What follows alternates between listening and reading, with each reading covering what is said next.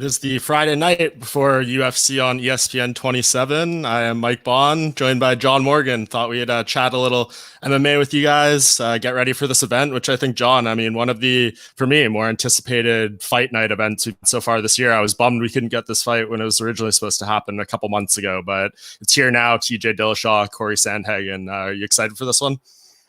Yeah, first off, I'm just excited. I don't have to host for a change, man. That's nice. I just get to be a guest today, man. That's easy money. But yeah, no, I think this is a great fight card. The main event itself is a phenomenal fight, right? Just stylistically, it's a great fight. It's impactful in the division, right? You're probably going to get a title challenger out of this one. So great stylistic fight, meaningful fight. And then, of course, you have the added drama around everything with TJ Dillashaw coming back from suspension. So that even adds more to the story.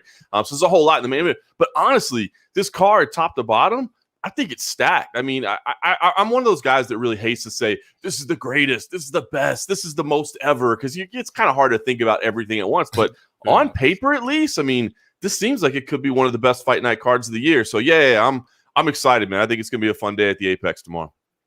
Yeah, so you just got back from the weigh-ins and the face-offs not that long ago. It was, nothing crazy. Everyone made weight, no pushes or anything in the face-off. So I don't know. You've seen like a zillion of these things at this point. Do you leave there thinking anything special or have any takeaways, or to you is it just another Friday morning? Had some people step on the scale and face off?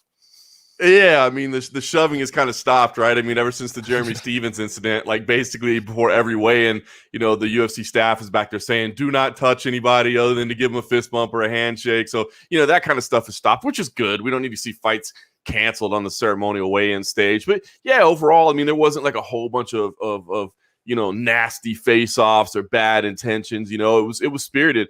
Sandhagen was there very early on, first one to the scale. TJ Dillashaw made it later. We actually got done early. They did the face-offs, ahead of schedule because everybody weighed in so early. So, no drama whatsoever. I guess there were a couple that you were looking at. Sijara Eubanks moving back down to flyweight. You were kind of worried, how was she going to turn out? She looked shredded on the stage, so that was no problem at all. You also had Jordan Williams moving down a weight class as well, but I think most of us thought that was probably the weight class he should have been in all along as well, so there were no issues there. So yeah, overall it was kind of an issue-free morning, but that's not a bad thing. It's gosh, man, during the COVID era, it seems like we have fights falling off, every day of the week. So we did have one fall off, obviously, last night as well. So it was good that we got through the weigh-ins with no issues. But yeah, kind of a drama-free morning. Yeah, I want to get into that, actually. It seems like, I don't know how Macie got hurt the night before the fight. Hopefully we kind of find out some more on that. But who do you think this is, I guess, worse for, this fight falling apart? Like Macie, she's getting a big opportunity here to fight Aspen, coming back from injury, could have launched up the rankings, and doesn't get this fight. Now Aspen, we have her calling out like Miesha Tate or maybe like Holly Holm or something. So she doesn't get like that fight to ease her back in, where I think a lot of people were favoring her here. So maybe they book her against like an elite level bantamweight there now, and it's like a tougher comeback fight for her. So who do you think kind of loses more in this scenario? Yeah, it's funny, man. I saw Macie Chiasson posted right before we got on today that she had a stress fracture in her foot. So I guess a pre-existing injury, that she thought it was feeling okay. But then, the night before, she was just working out, about to start her cut, and then kind of re-injured it. Said she could barely even walk right now, much less fight. So unfortunate for her. And yes, she said, hey, this is the fight I wanted. Let's put this fight back together. But, you're asking who's got it worse. I think it's all going to depend on timing. If she re-injured a stress fracture, I'm no doctor, but that would seem to think that you're going to need some time to recover from that and to make that, to let that heal, basically, or you're in danger of having the same thing happen to you all over again. So I imagine there's going to be some time. And Aspen Ladd, she's chomping at the bit. It's been 19 months since she's been able to fight. She had this knee reconstruction that she's gotten through, and she's ready to fight again. Macie Chiasson is saying, hey, I'd love to put the fight back together, but I just don't know that Aspen Ladd's going to want to sit around and wait. I saw her, like said, calling out some other names, saying, let's make this Miesha Tate fight happen. That's not a bad name. And Miesha Tate wants to get back to the title. Somebody that's ranked up at the top, that might be one to get to. So it's just, to me, it's unfortunate for both of them, really. This was a big opportunity for Macie Chiasson, and she's kind of new to the top 10. So to fight somebody that's right up at the top like this would have been a real opportunity for her to make a statement. Meanwhile, Aspen's just trying to get back in the mix, and Aspen's been kind of on this path to a title. It seems like she's one or two fights away at most from getting a shot at the title. And now that's pushed back, and you don't know how you're going to reset everything. So I think both of them as unfortunate losers here. But I think probably Macie Chiasson, it's going to cost her more because I don't think they're good. Again, all going to depend on timing, but I don't see them rebooking this fight right now because I just don't see Aspen Ladd wanting to sit around and wait. I think she's going to want to try to get booked as quickly as possible.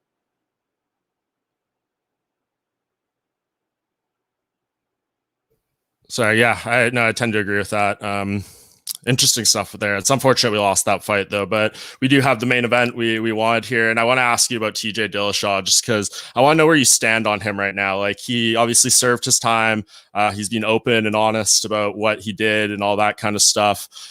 Talking to him this week, I think you asked all the right questions at media day. He answered them properly and stuff. So like, on the verge of this fight, where do you stand on him? Like, is the past and you're just excited for the fight? Do you still go into this with like some unanswered questions about him that you kind of want to know and maybe not completely content with? What do you kind of just make of TJ right now where we are on the verge of fight night? Yeah, it's funny. I put together a little column this week, starting to do a few more of those here and there, but where I kind of gave my thoughts. And to put it simply, I mean, yeah, to be honest, I do think the past is the past to some degree. Now, as of right now, where he stands right now, look, he did his 2-year suspension. He was stripped of the belt. Actually, if you remember, he voluntarily gave up the belt, but he was going to be stripped anyway. So he lost the belt, lost 2 years of his career, right during his athletic prime, all the income that he could have made during that time, the records that he could have set, all the things that he could have done. Certainly, he took the hit to his reputation as well. I mean, that's all done. But he did the crime and he did his time. I mean, for a drug violation, you get 2 years. He did 2 years. He's back now. And I think you've got to give him the same opportunity as anybody else. And, I saw obviously Aljamain Sterling coming out, and I've seen a lot of people coming out and saying, if he wins here, I don't think he necessarily deserves a title shot right away. I disagree. You know what I mean? Cory Sandhagen, I think clearly this is the number one contender fight for Cory Sandhagen. And so why shouldn't it have the same, importance for TJ Dillashaw as well? Why shouldn't the same stakes be there? He's the champion that, granted, didn't lose his title, but, unfortunately was stripped of it, and we know why. But that doesn't mean he shouldn't be able to challenge for it again. So I do believe the past is past. Now, here's the interesting part is, how do we look at TJ Dillashaw's career as a whole? And I think for me, that's still a little bit of a gray area. I think you still got to look at it with a little hint of skepticism. He says, I only cheated for the one fight. It's when I went to flyweight, I was having trouble cutting down. I needed this EPO to help me get to 125 pounds. Is that the case? I don't know, right? Cody Garbrandt said, no, he's been using it for years. But TJ Dillashaw did pass some 40 USADA tests before the one he failed. So, as far as the way, you look at his entire career as a whole, I don't know. I don't know that you can say, I completely believe TJ Dillashaw. He only used it for the one fight, and I know that's the fact. You don't know that that's the fact, and he already showed that he was willing to cheat. Was he willing to cheat his whole career? We don't know that.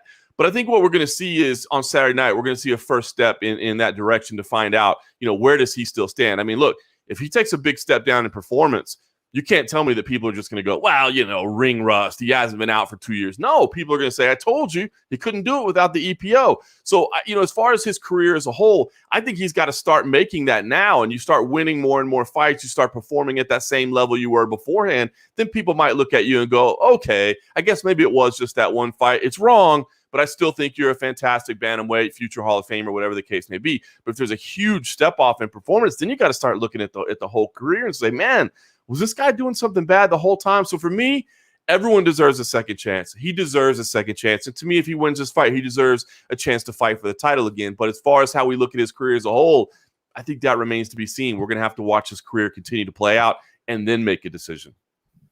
So I'm curious about that stuff in the past. Did I not hear him say in an interview this week that USADA went back and retested all of his tests from pretty much the Dominic Cruz fight on? He said that, right? Correct. He did say that the B samples were tested. They came up clean. But, I mean, obviously there was pre-USADA as well. So, again, it seems that he has some factual evidence to say, I only did it one time. But it's also fair that everybody is a little skeptical and go, I don't know, man. The one time you did it, you got caught. I'm not sure. So I think skepticism is fair, but I don't think we can safely say TJ Dillashaw was a clean fighter before that fight. But I also don't think it's fair for us to say TJ Dillashaw has always been a dirty fighter his whole career. We just don't have the facts to support it.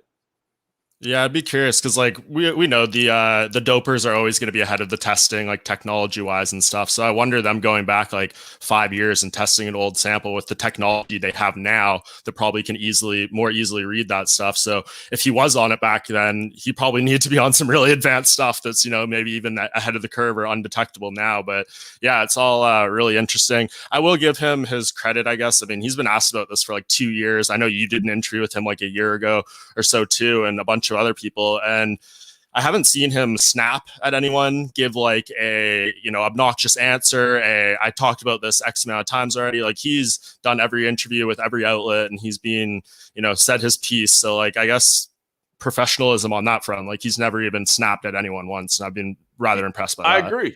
I agree. No, I mean, he sat there and answered our questions. And the other thing, too, is I do think he deserves credit for the fact that he came out and admitted it. Now, I've heard a lot of people say, well, of course, he had to admit it. There's no way you can accidentally have this stuff in your system. I get it. But you know what? We've seen a lot of situations over the years where people have come out and, it was an unmarked blue vial of Thai sexual enhancement. You know what I mean? Or, oh, man, I didn't realize that there was, testosterone in that shot that I was getting from. I mean, we've heard everything in the book, and so I get it. I've heard some people say, no, he gets no credit for admitting it. I do. I give the guy credit for at least just manning up and saying, you know what, man, I dropped the ball. I cheated. And he's even said, and like you said, he's done numerous interviews and had to answer the question over and over. He hasn't snapped and he hasn't tried to make excuses. He said, listen, it doesn't matter. Like I cheated. I know I was wrong.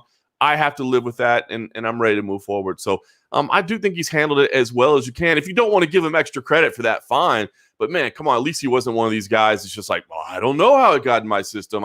It couldn't have been me. It wouldn't have been me that I cheated. No, he said, yeah, you know what? I cheated. I'm sorry. I'll pay the price. Let's move forward. So at the end of the day, what do you think we see from the performance? Because it's crazy. Like I was doing my weekly pre-fight facts thing, and it's insane what his resume was before. The guy hasn't fought in the division in 2.5 years, and he's still the leader in wins, still the leader in finishes, still the leader in bonuses. So that goes to show how far ahead of the curve TJ was at 135 when he was on that run, 2 title reigns and everything. But I mean, we just don't know how much is it going to drop off. Is it a factor of, he's had multiple surgeries. He's 35 now. Like there's a lot of things you could point to if he loses this fight that maybe are not, doping related at all. So if you had to put your money on it, I mean, are you thinking we're going to see him be able to show, maybe an even better version of what we saw before, or at least on that level, or is it going to be a drop off? It's interesting, right? That's where all the questions are, man. You look at in terms of like staff picks and that sort of thing. I picked Cory Sandhagen, and it's for all the things you outlined there. There's just so many questions that we don't know the answer to. We won't see till Saturday night.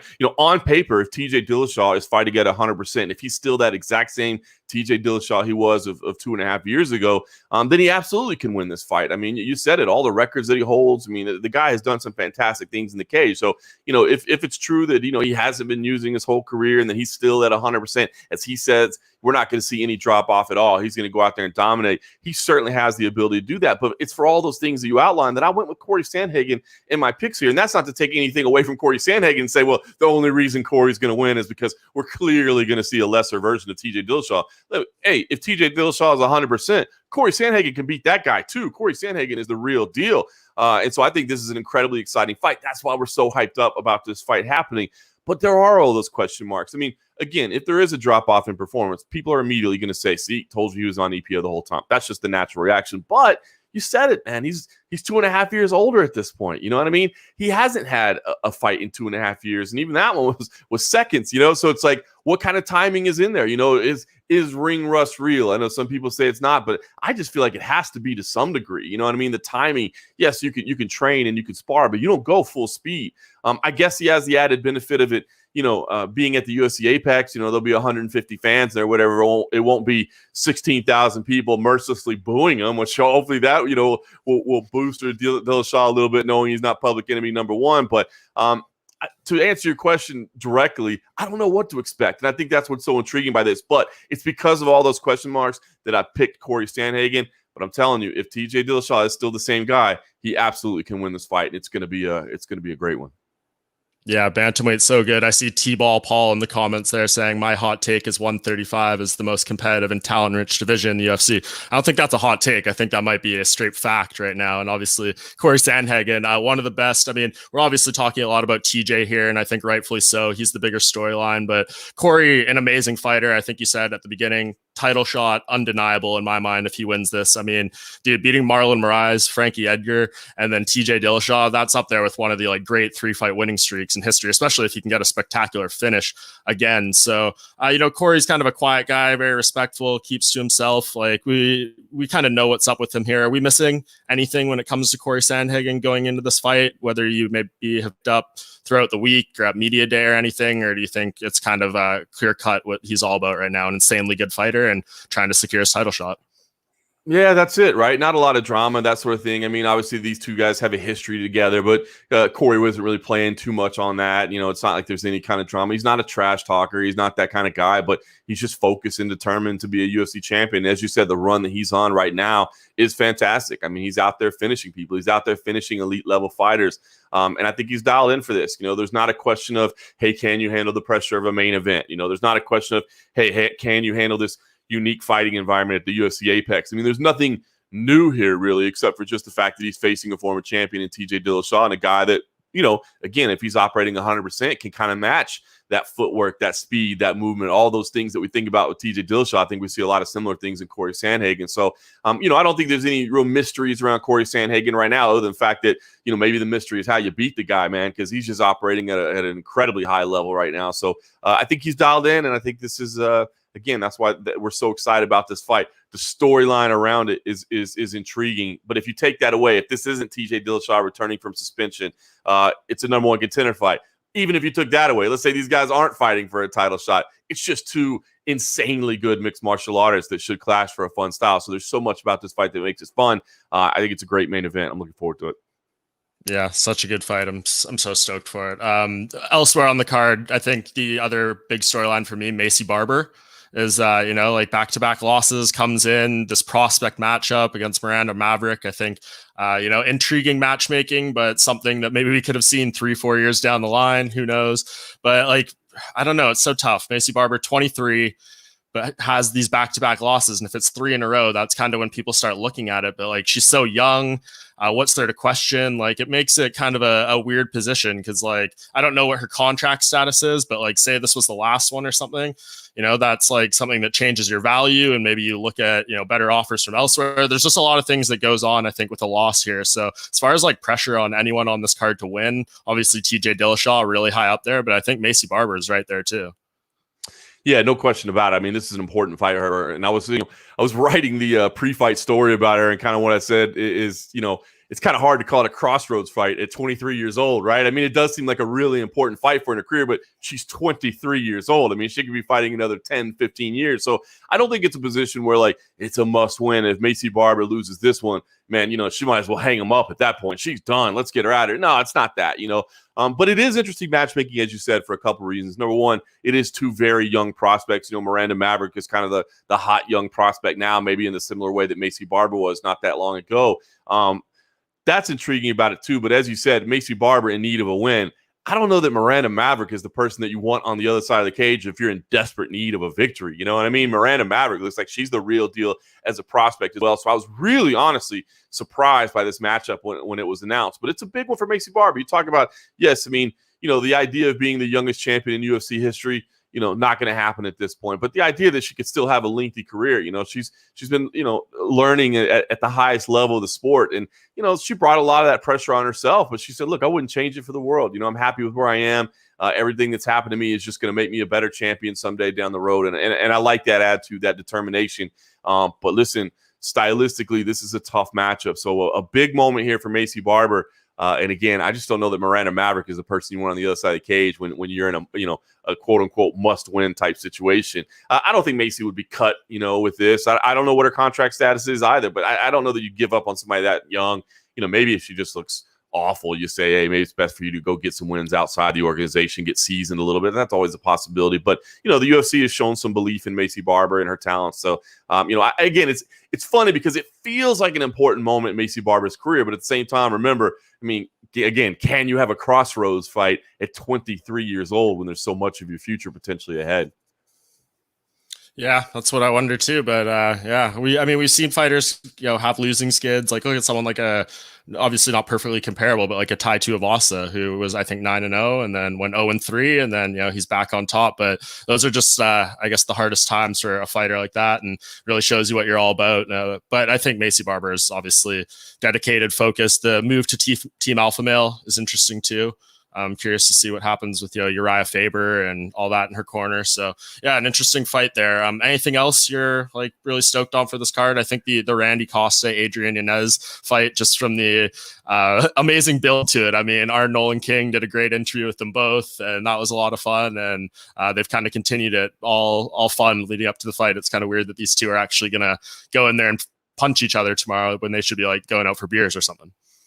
Yeah, going out for some junk food, right? Maybe not beers, but some soda, right? But no, that's a great fight. And again, that's another one too that, that fight on paper, if you took away all the fun build up for it and everything that they've done, it'd still be just a stylistically great fight. These guys are action-packed fighters. So, Randy and Adrian is going to be a phenomenal fight there. But the whole main card looks good to me. I mean, Holly and Paiva, the new co-main event, obviously was having some real success at flyweight. Had a couple setbacks, but I thought still showed talent even in those losses. And then got a couple of wins together, but then struggled to make weight. Now making the move up to 135, where he's facing Kyler Phillips, is, an exciting young prospect as well. This is a big moment for him.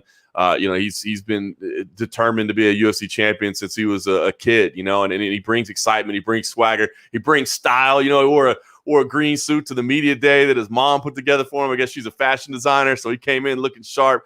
That's an exciting fight. Darren Elkins is on the card. I mean, come on. When has Darren Elkins ever been in a boring fight? You know what you're getting with Darren Elkins, and he's facing Derek Minner, another guy that's looking to finish fights. If they do choose to grapple, I think that could be a really fun fight if you're a fan of grappling. But when we see two high-level grapplers go at it where they normally do, they end up standing and banging it out. So I really do feel like this main card up and down is just full of fantastic fights. And then, I touched on it, but, when I say, of course, we're stoked about the main event, but then you start going through the prelims and you see that we got fights like Brendan Allen versus Punahele Soriano on there, Ian Heinisch versus Nasruddin Imavov. I mean, Mickey Gall, Jordan Williams, Sajara Eubanks is on there. Former CFFC champ Elise Reed is making her UFC debut. I'm excited about that. Tough one. Obviously I got love for Cage Fury Fighting Championships, being the commentator there, but Elise Reed, if anybody doesn't know, former strawweight champ, she was a natural atomweight that moved up to strawweight, won the title after a couple great fights in CFFC. Now she's making the move to flyweight to face Sajara Eubanks, who's actually coming down from 135 pounds. So, I mean, tough assignment there for Elise Reed, but she is as tough as they come.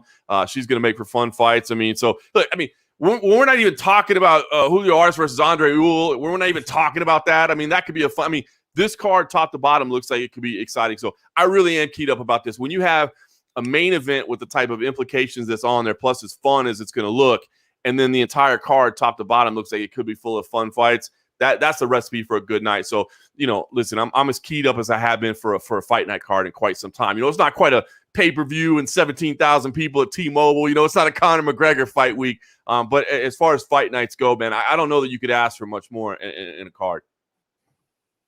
Yeah, it's a great one. I think you laid it all very well there. We can't not have a CFFC plug, so respect you for getting it in there. Got to. No doubt. And I'll circle back to one more question on this card later, but I want to ask you about a couple other things before we run out of time here. You and I actually both did a couple of interviews yesterday with the number 2 ranked fighters in their respective weight classes. You talked to Gilbert Burns. I talked to Holly Holm. Both those interviews up on our YouTube page right now. But I guess for you first, and then I'll give my take after. What was your number one takeaway from talking to Gilbert Burns?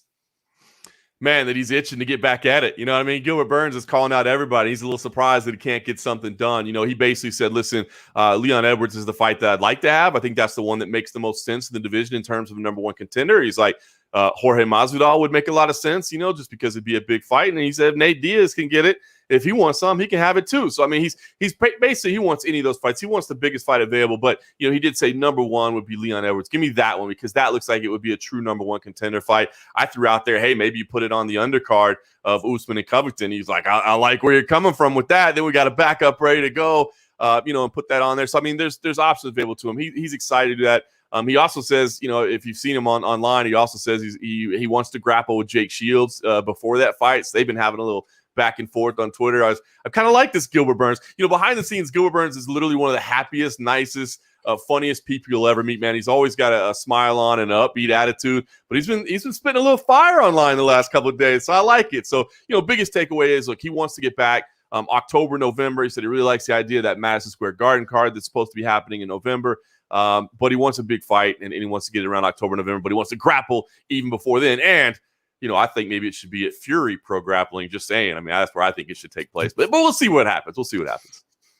Yeah, welterweight's so interesting right now. I just hope they can book this Usman Covington fight, get it official, and then we can see where, the cards lay for everyone. I think Madison Square Garden feels like the perfect venue for that fight. They were supposed to do it there a few years ago, and then it fell apart, and we got the BMF title fight instead. So makes all the sense in the world to do it there. And on my side, talking to Holly Holm, I guess, her pushing for that Miesha Tate rematch, I think that makes a lot of sense right now.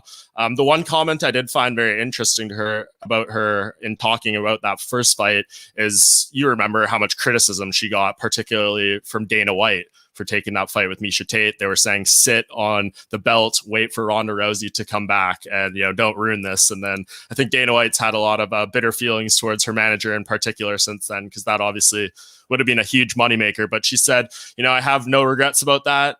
I would have beat Ronda the same way I did the first time, which I think is the first time I've ever heard her say that about a rematch. So I thought that was kind of an interesting little comment she slid in there. But yeah, Holly Holm, wear your seatbelt when you're driving your car. Come on. I don't know what that was all about.